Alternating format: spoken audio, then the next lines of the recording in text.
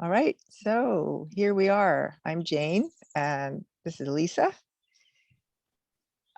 Most of you know me, most of you know us, but for those of you who don't, I'm Jane Latimer, and I'm an psychedelic integration trauma specialist. And Lisa and I oftentimes teach together. But Lisa, why don't you go ahead and describe a little bit about who you are and what you do, especially in the context of what we're going to talk about tonight. Yeah, okay. I'm a family therapist. I'm an integration specialist, and I look at trauma. And I look at it from kind of multiple points of view. I look at it from kind of big T, sort of big trauma events, as well as developmental trauma, attachment trauma, perinatal and prenatal trauma, kind of fetus trauma, conception trauma, uh, community trauma, cultural trauma, trauma. Like I study it from all these dimensions. And the one thing I also take a look at is the ancestral or the legacy or lineage trauma that we inherit. So inherited trauma. And that's what I think we're going to be talking about today. Right. So we want to talk about that inherited trauma, and we could just jump in. I mean, I know somewhat about it, especially. Okay, let me say this. It's because I work with a lot of people who are using psychedelics in their own healing process. It can't help but come up that so much of it comes up in those journeys, and that we work on later and we work with later, or I even begin to prepare people for working on, which is what we're going to talk about today, is they can't help but see and be shown some of the stuff that's went on in their own lineage Mm-hmm. before they were even born. And of course, it has somatic connections. We feel all of that in the body, right? And what I usually tell people is that as they become aware of it, it's beginning to surface and start to move out.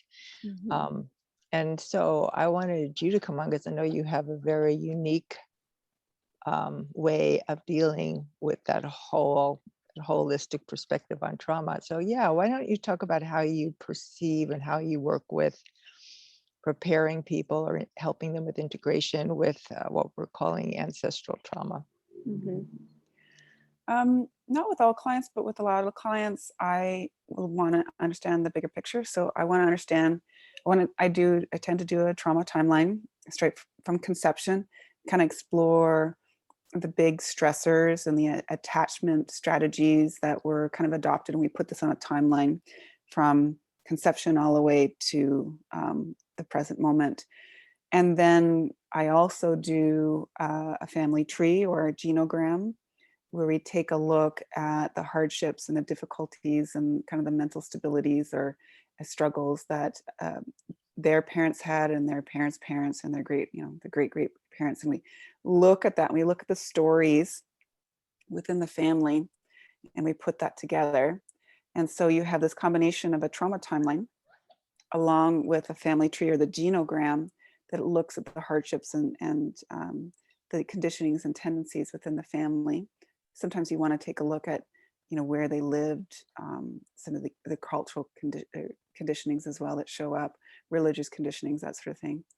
And then that gives you a huge amount of information. That's sort of my assessment tool to understand where to go from here. So it helps me put together a treatment plan. Okay, so that's really interesting. So I'm going to, that I'm in the process of working out a template that I'm calling models of transformation. So models of transformation. I'm going to just interweave this in here, because this is a very powerful model of transformation that you just actually put on the table. And the model of transformation that you're talking about is consists of, it sounds like a timeline, a personal timeline. So there's a personal timeline of what happened to someone in their personal life, trauma-wise. But there's also a historic before their life timeline. So what was going on in their family tree. Mm-hmm. And so this is a model that people can use when they're actually preparing themselves for psychedelic journaling, journeying. So I'm curious how, once we got that model in place, like once we have that particular model in place, then what, how would that help your client begin to work with the stuff that's coming up in their life, like specifically their day-to-day life, whether it's depression or anxiety, or a relationship is in trouble, or they don't feel like they're on purpose, all that stuff that we hear every day from Yeah. clients. So how does this model particularly help them? What I've heard the most, and when I've done it with myself, is it gives huge self-awareness to one's patterns, and it also gives a level of compassion for oneself, and it almost is a discharge process. I have found it to be like people kind of see it from a bigger picture point of view. They don't feel like they're insane. They don't feel like there's something wrong with them. They get it from a bigger picture, and it almost softens them. And I notice a somatic kind of discharge process that happens even in just that piece. Now, some people have so if we take a look at my history, it took me years before I was able to do a family tree and a genogram because of the trauma that is found in my lineage. I was terrified to look at it. So if you've got a case like that, you don't push them into it. You wait and you help them build resiliency, and you look at the timeline that's current, and you do what you can with what you've got. But if you've got someone who can open up to the bigger picture, it can be really therapeutic in terms of helping them let go of shame and move them towards understanding, and also action plan forward. So there's so many little threads that came out of what you just said. I know it's, and I'm at the tip of my tongue wanting to say more. I'm like, okay, just. Yeah, because you mentioned the somatic. So Mhm. I know that you and I are both into somatic Yeah. work, and some of our listeners may not be, and may not understand. In fact, I have somatic as one of the very important models that we need to address if we're starting to embark on a healing journey and we're going into begin to use psychedelic therapies. By the way, there are very good now legal psychedelic therapies that we can do, and especially some of them work deeply with somatic.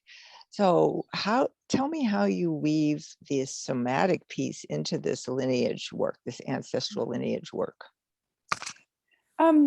Jane, I want to answer your question, and I'm thinking about our audience. Maybe people don't understand how they could inherit something from their grandparents. Like maybe we need to actually back up a little. Okay, I wonder if that would be useful. go ahead. Yeah. But Okay, then we need to come back to the somatic. Well, I think the somatic part is absolutely part of that maybe I can inheritance. just, yeah, maybe I can just weave it together. Mm-hmm. So maybe we'll take a look at my life, and I'm kind of thinking of another example that might be useful.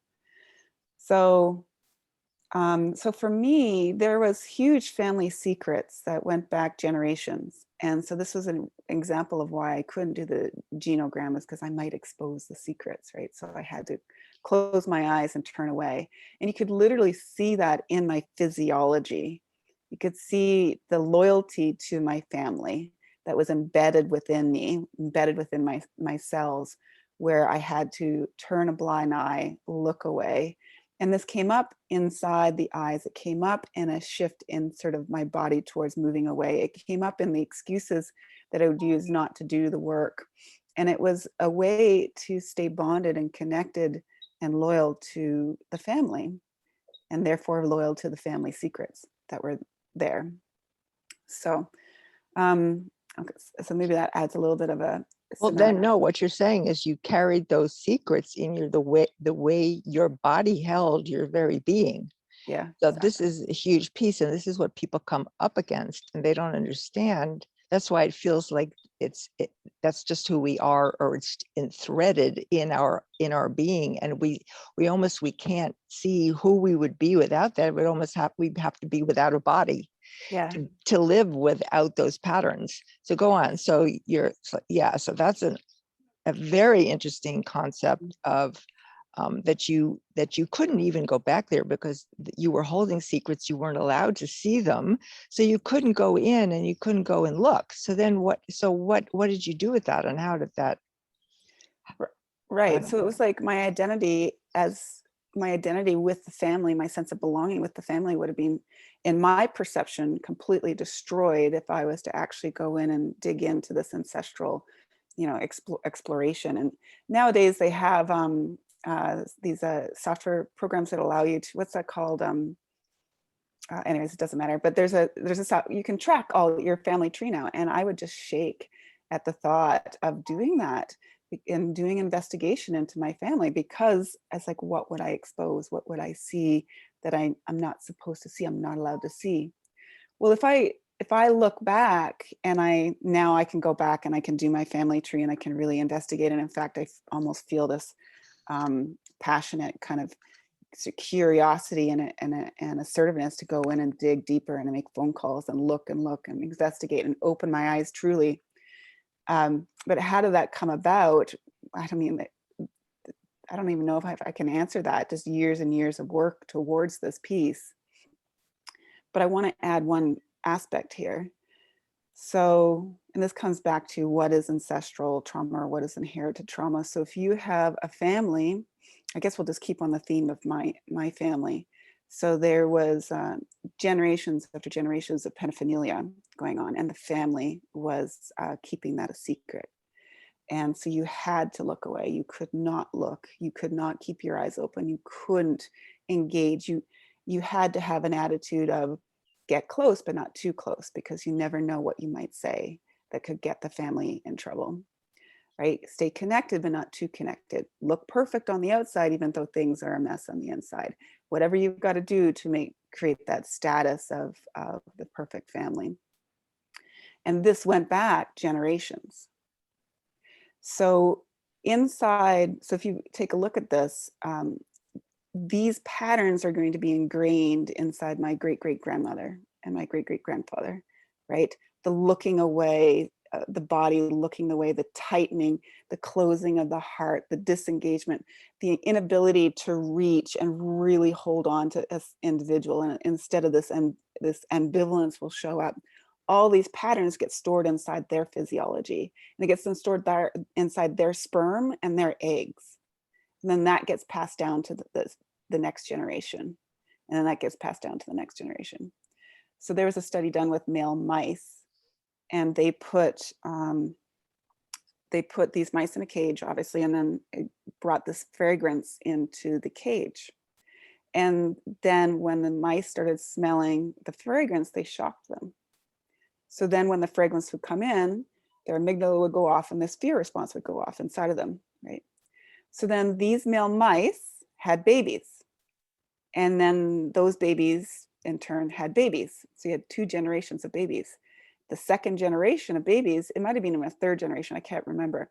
When they had that fragrance come in, guess what happened? The same physiological response that their grandparents had was found in these baby mice. And so the amygdala would go off, the fear response would go off, even though they didn't have a shock happen. It was because of the fragrance that was encoded into them. So that's a simple example of inherited trauma. So that's fascinating, right? And I know I've been aware of those studies, and I'm so curious how, once one becomes aware of that, I guess it would be that working with any trauma, really, right? So whether it's coming from an ancestral place, or it's coming because from a memory in this life, or, as I believe you and I have talked about in the past, I certainly have talked about, it's coming in as part of the soul. The soul brings it in as a karmic and something to work out in this life. Yeah. Even if it's, and the soul may have even chosen a physical body with a lineage for its particular lesson learnings around that particular trauma piece. So it's fascinating. We've got to actually look in multiple places. How does the healing of that kind of thing happen? And the other big question I have to ask is, especially for people who aren't using these medicines, which are some of the most powerful ones are now legal, how can people get to those patterns and actually release them without going into the body? So there's got to be a body component, because it's being carried through the cells. Exactly. and there's got to be some kind of like soul imprinting that has to start shifting, Yeah. as well as mental and emotional patterns we're carrying along the same way. I can't imagine how we actually clear those patterns without being very disoriented and not knowing who we are. So I I'm think curious, yeah. So I'm hearing you say like titration, right? Titration, bit by bit by bit, because it is so disorienting, and it strips us of our identity of who we are, especially within the family. And so we need to have this core resiliency, this core identity that begins to develop from the inside out.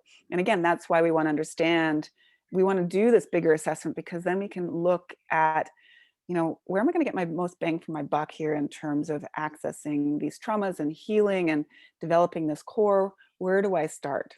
So some clients you really do start with the inherited stuff. Some clients, you don't go near it for years. So it really just depends. So I have to say along those lines, the only thing that gave me enough core resiliency to be able to deal with my personal trauma, let alone ancestral, was connecting from the age when I had an awakening in my early 20s, and then very intentionally looked for an esoteric school, a mystical school that gave me a connection to the divine in a very, very practical way. And I was shown alchemical tools and I used them daily, and it was an ongoing practice for 15 years. That's actually, I don't know whether you know that, but that's what healed my eating disorder, not any therapy. It was that connection to the mystical, the divine, the knowing that I was more than any pattern that showed up in my life, that I was a part of source consciousness. I don't know how people do it without that awareness. I don't think you can. And because Okay. it's interesting, it was the same thing for me. Is I did, before I found you in 2007, I had been working with someone for 2 years that helped me access the same thing. She was a medium, she was a psychic, and she worked with me in accessing that deeper soul mystic area that was so missing. And that gave me the capacity to then maneuver through the world with a little bit more grace and connection. Okay. So that is what I wanted to hear. I hadn't realized that about you. And that's what I want our listeners to understand, that without that resourcing to the divine source, however we see that we really can't go into those depths of places, because what we're actually talking about is releasing our cultural identity. And yet, okay, so I think this is where we kind of bat it out. I've had clients who can't access that until they end up healing some of the trauma, and then they have this sense of embodied spirituality that they can grab onto. And I have to, so this is where I get into a bit of a challenge. My first, let's call her, she wasn't a therapist, but that my the healer that really helped me access this realm, this mystical realm. What she was providing that surrogate attachment process. She was healing my trauma. So she was, good point. Yeah. So she was the secure attachment that you didn't have. That was part of your traumatization growing up as a child. She provided that, even though she was giving you the information, so to speak, or the access point to something larger, source energy. Well, I have to say that that was true for me, that the whole school of light that I was involved in, where there were a bunch of beautiful teachers, but it wasn't just one person. It was like the whole school that I was in. That was my secure attachment. Right. So, yeah. So this is why what I do is I start with soul, but I do it with attachment. I think they're so intertwined. I don't know how you can separate them. So I try to help people access the soul, the purpose, really start to feel that sense of embodiment, while we're also dislodging some of the core issues around attachment.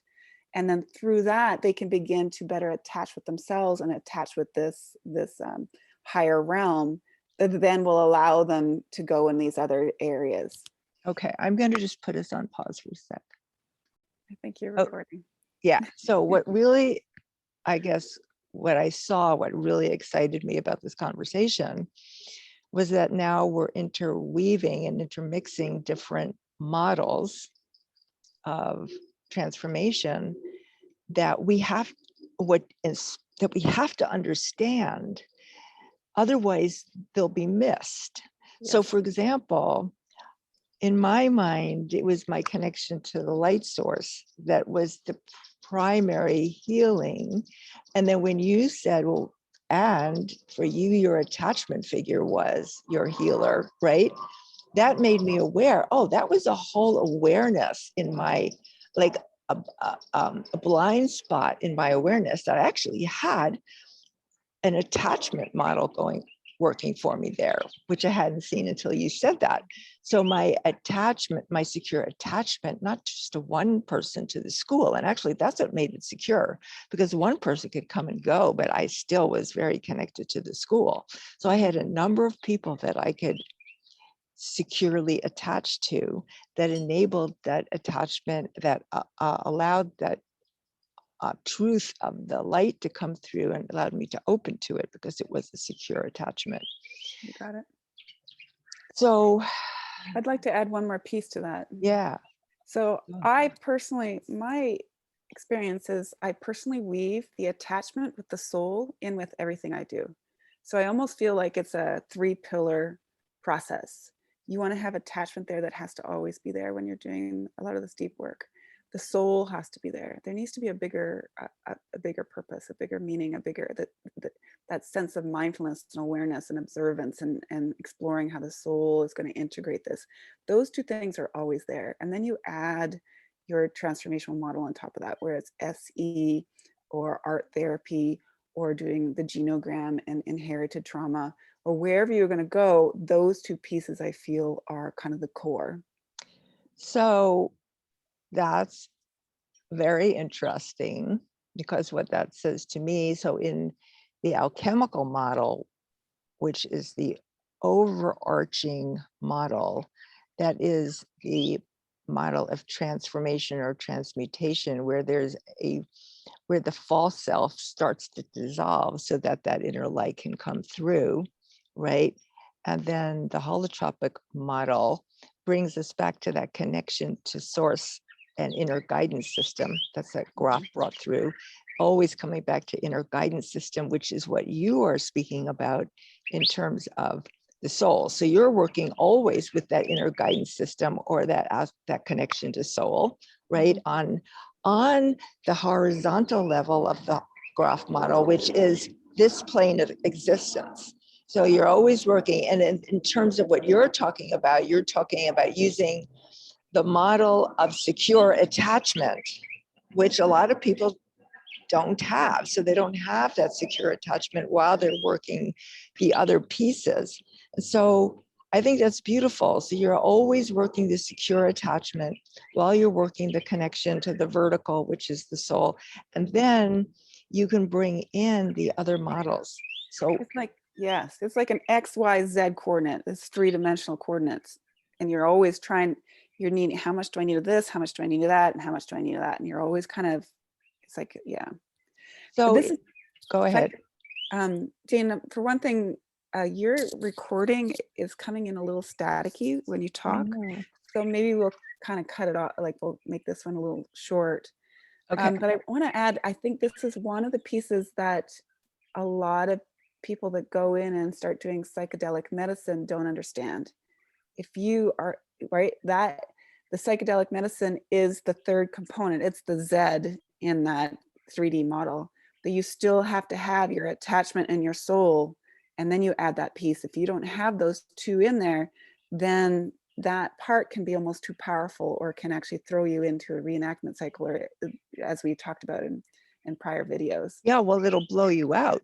Exactly. Yeah. But can you hear me okay, or is it?